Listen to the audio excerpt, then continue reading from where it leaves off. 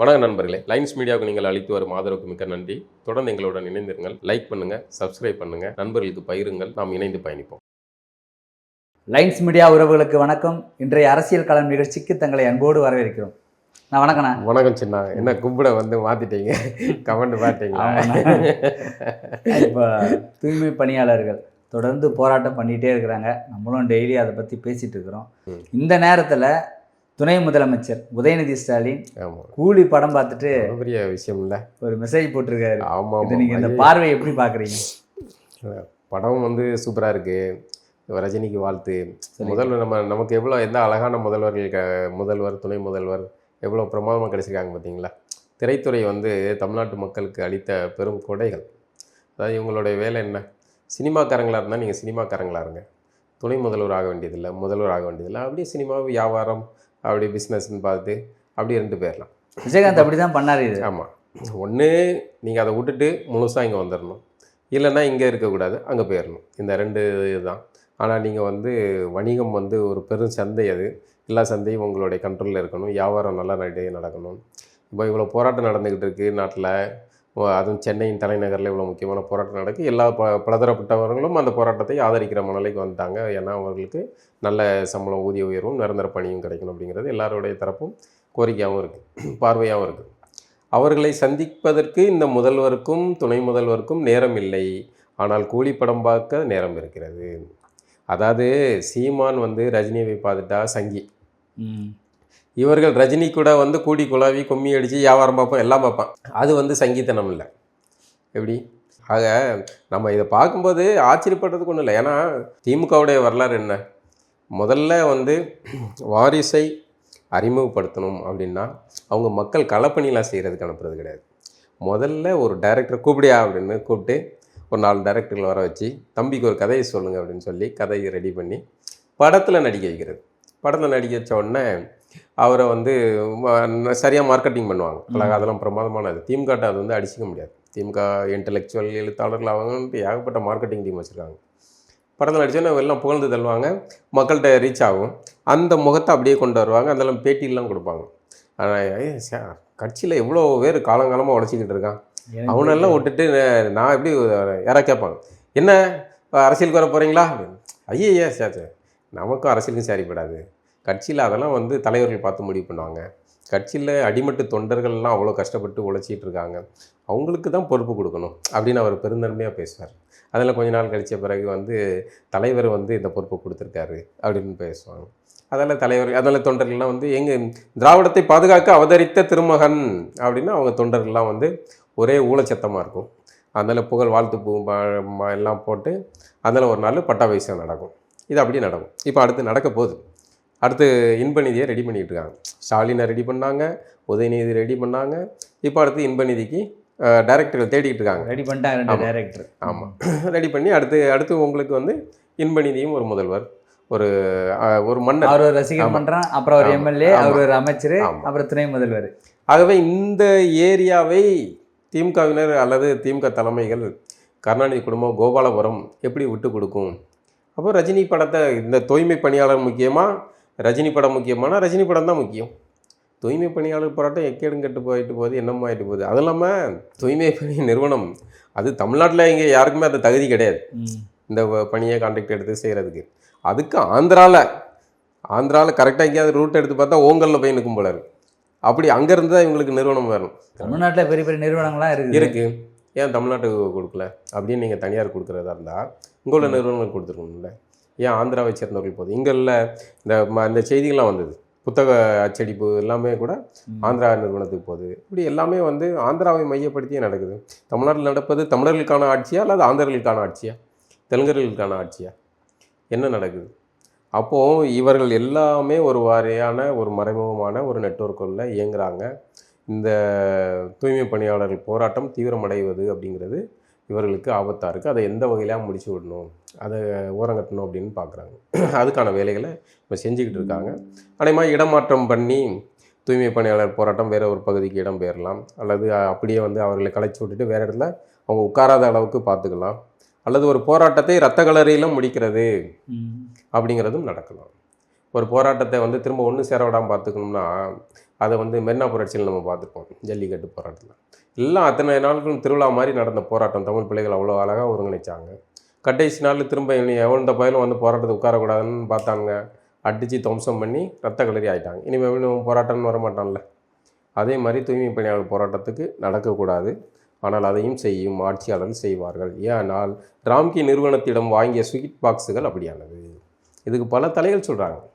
இதில் அமைச்சர்களுக்கு இடையிலான போட்டிகள் கூட சொல்கிறாங்க. இந்த போராட்டம் நடக்கும்போது வந்து உள்ளே புகுந்து பேச்சுவார்த்தை நடத்தினார்ல, அவர்களுக்கு பங்கு கிடைக்கவில்லை என்ற அந்த ஆமாம் ஸ்வீட் பாக்ஸ் நீ தானே பார்த்தா நீ பார்த்துக்கா அப்படிங்கிற மாதிரி இந்த போராட்டத்தை மறைமுகமாக தூண்டி விடுபவர்கள் கூட அவர்கள் என்று கூட பேச்சு வருகிறது. இதுக்கு முன்னாடி பல காரணங்களுக்கு ஏதோ ஒன்று நமக்கு தூய்மை பணியாளருக்கு ஒரு நிரந்தர தீர்வு கிடைத்தால் மகிழ்ச்சி. அப்போ இன்னைக்கு வந்து மைத்ரேயன் ஆமாம் திமுகவில் இணைஞ்சிருக்காரு. முதல்ல அன்வர் ராஜா இணைஞ்சார். நீங்கள் அன்றைக்கே சொன்னீங்க ஒவ்வொருத்தராக வர்றதுக்கான வாய்ப்புகள் இருக்குது அப்படின்னு சொன்னீங்க. இப்போ 2வது மைத்ரேயன் அவர் இணைஞ்சிருக்காரு.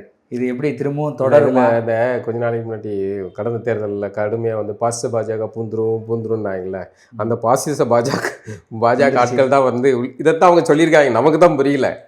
பாசிச பாஜக ஆட்கள் பூந்துருவாங்கன்னாங்கல்ல, அந்த பூந்துறது திமுகவுக்குள்ள இப்படி நுழையிறது அதை தான் அவங்க சொல்லியிருக்காங்க. நம்ம என்ன நினச்சிட்டோம்னா தமிழ்நாட்டுக்குள்ளே புகுந்து தமிழ்நாட்டை கைப்பற்றி கட்சிக்குள்ளே வந்து அது கட்சிக்குள்ளே வந்துட்டு அவங்க அண்ணா அறிவாலயத்துக்குள்ளே பூந்துருவாங்கங்கிறத அவங்க அப்படி சொல்லியிருக்காங்க. நமக்கு தான் மரமண்டைகளுக்கு நமக்கு புரியல. பார்த்தீங்கன்னா சேகர் பாபு திமுகவை அப்படி கழுவி ஊற்றுறாரு, திராவிடத்தை அப்படி கழுவி ஊற்றுனாரு. அவரை கூப்பிட்டு வந்து அவருக்கு இப்போ கலைஞர் டிவியில் அவருக்கு வந்து தொடர்பு கொடுக்குறாங்க. அவங்க அப்பாவோட பேருக்கு வந்து தெருவுக்கு அவங்க அப்பாவோட பேர் வைக்கிறாங்க. இதெல்லாம் எப்படி நடக்குது? ஏன் வந்து இதெல்லாம் வந்து இந்த 200 ரூபா ஊப்பிகள் சொம்புகள் வந்து ஏன் அதை கண்டித்து பேச மாட்டேங்காங்க? ஏன் திமுகவுடைய எல்லாம் திராவிடத்தின் ஒரே போர்வாள்களாக இருக்கிற கருத்து கந்தசாமிகள்லாம் இதை கண்டித்து பேசுகிறதில்ல. எப்படிப்பா வந்து இதுக்குள்ளே வர்றீங்க? இது எப்படி? அப்போ என்ன உங்களுக்கும் பிஜேபிக்கும் என்ன உறவு? பிஜேபியில் இருக்கிற ஒரு நபர் அதிமுக ஆர்எஸ்எஸ்ஐ சார்ந்தவர், குறிப்பாக சங் பரிவார் இந்துத்துவ பார்வை கொண்ட இந்துத்துவத்தில் தீவிர நாட்டம் கொண்டவர், அரசியல் இயக்கமாக இயங்கக்கூடிய ஒரு நபர் திமுகவில் வந்து சேர்கிறார். அது எப்படி நடக்குது? இப்போ பாசிச பாஜக போர்லையா? என்ன உருட்டுறீங்க? கேட்குறவங்களாம் கேனப்பயில்லை. நீ இவர் கேட்டால் என்ன சொல்லுவாங்க, நாங்கள் பார்ப்பனர்கள் வேறு பார்ப்பனியம் வேறு அப்படின்னு உருட்டுவாங்க. அப்படி நம்மகிட்ட எல்லாம் இந்த மாதிரி நீங்கள் எல்லாம் வந்து எல்லா கூடையும் டீலிங் வச்சுட்டு தான் இயங்கிட்டு இருக்கீங்க. உங்களுக்கு ஏன் எஸ்வி சேகர் மேலே கோவர மாட்டுக்கு?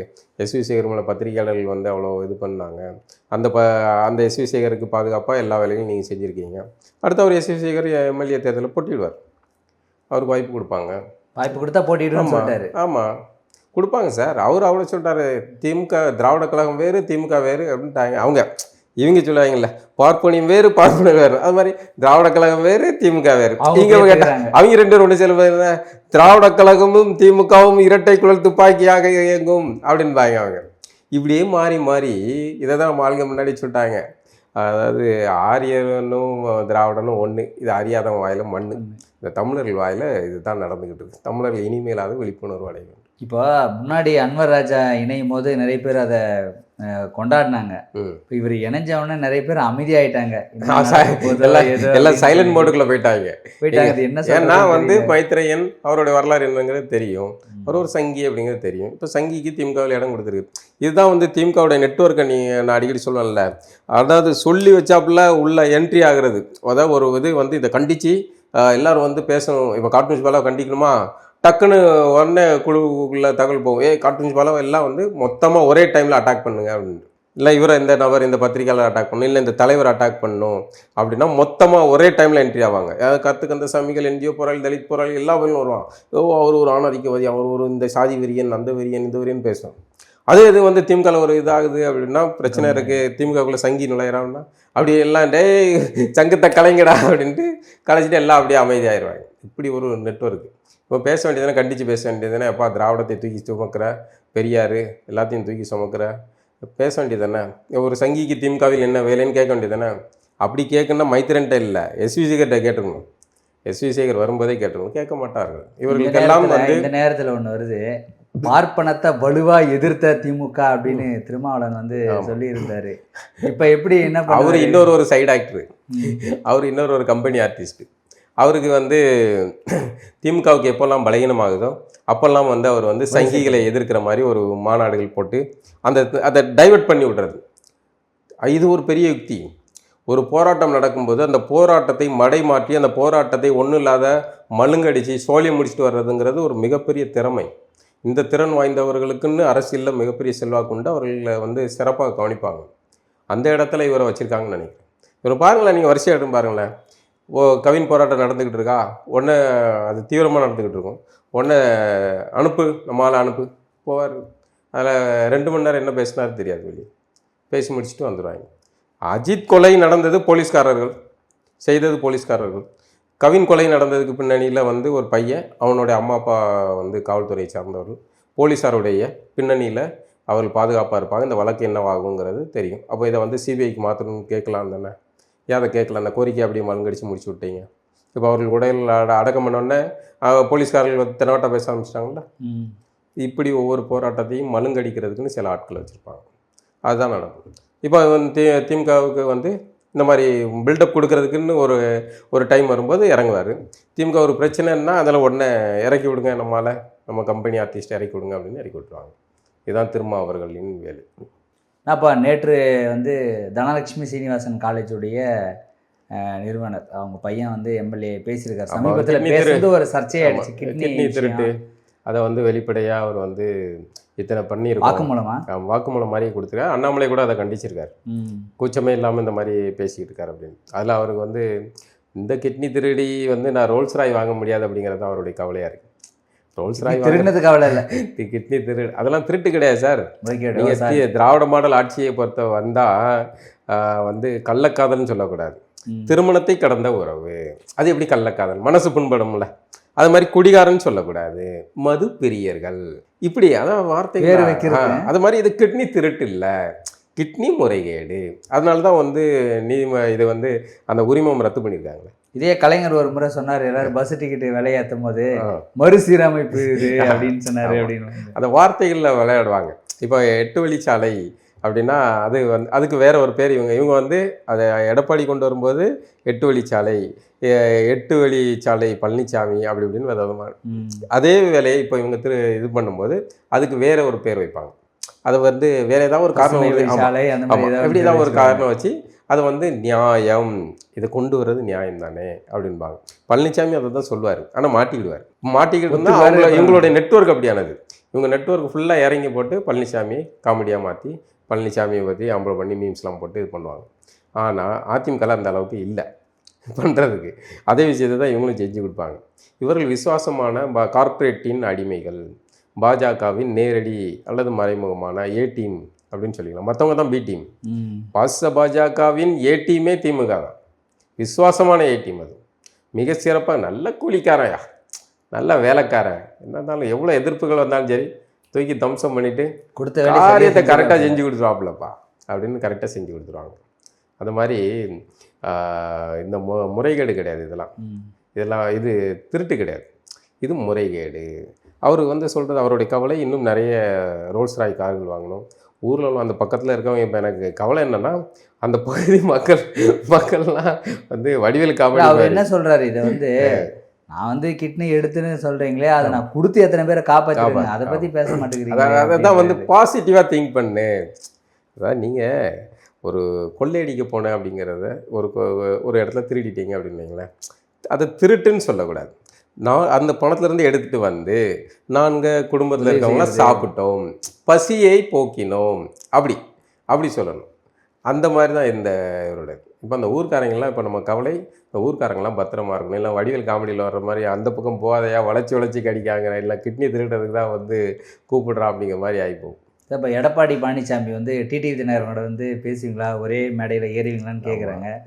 இல்லை அதை பற்றி நீங்கள் யார் கேட்டாங்களோ அவங்ககிட்டே போய் நீங்கள் பதிலை கேட்டுங்க அப்படின்னு சொல்லிட்டு கராராக பதில் சொல்கிறாரு. கரெக்டாக பேசி விட்டார். அப்புறம் வந்து இன்னும் ஒரு முக்கியமான இது அழுத்தம் திருத்தமாக சொல்லியிருக்காரு. நீங்கள் தொடர்ந்து சொல்கிறீங்க. ஆமாம், அதாவது பழனிசாமி அவர்கள் இது கூட்டணி வந்து எங்கள் தலைமையிலானது, அமித்ஷாவோ எல்லாம் எந்த சாவோ கிடையாது, இங்கே வந்தால் அது என்டிஏ கூட்டணி கிடையாது, இது அதிமுக கூட்டணி, எங்கள் தலைமையிலான கூட்டணி அப்படிங்கிறத சொல்லு. ஆக இது வந்து முட்டல் வந்து விரைவில் முடியும். முடிகிறதுக்கான இது சூழல் அமையும். ஒருவேளை இப்போ விஜய் கூட பேச்சுவார்த்தை இதாச்சு அப்படின்னா அது பிஜேபியை வந்து கலட்டி விட்றதுக்கான வேலைகளை செய்வாங்க. அதுக்கு இந்த மாதிரி ஏதாவது ஒரு வார்த்தைகள் விட்டால் கூட போதும், சரிப்படாப்பா போ கிளம்பு, நீங்கள் உங்கள் பாட்டு உங்கள் வேலையை பாருங்கள் அப்படின்ட்டு போகிறதுக்கான வாய்ப்புகள் இருக்குது. அதைத்தான் வந்து பழனிசாமி அவர்கள் அழுத்தம் திருத்தமா. ஏன்னா வந்து தமிழ்நாட்டில் பாஜக அதிமுக கூட்டணி அரசு அப்படிங்கிறத பாஜக சொல்லுது, அதிமுக தனித்து அப்படிங்கிறதுல உறுதியாக இருக்குது. அப்படி அதைத்தான் இதில் வந்து வலியுறுத்துறார். ஒரு காலமும் பிஜேபியோடைய கனவு இங்கு பலிக்காது, எடுபடாது, அதை விட மாட்டோம் அப்படிங்கிறது தான் பழனிசாமி அவர்கள் தன் தலை மீது ஏகப்பட்ட கத்திகள் தொங்கினாலும் இதை அழுத்தம் திருத்தமாக சொல்கிறார். அதில் வந்து சசிகலாவுக்கோ டிடிவிக்கோ வாய்ப்பில்லை ராஜா, வாய்ப்பில்லை தான் அப்படிங்கிற மாதிரி தான் போகுது. என்ன நடக்குதுப்பா. மீண்டும் நிகழ்வு சந்திப்போம்ண்ணா. நன்றி, வணக்கம்.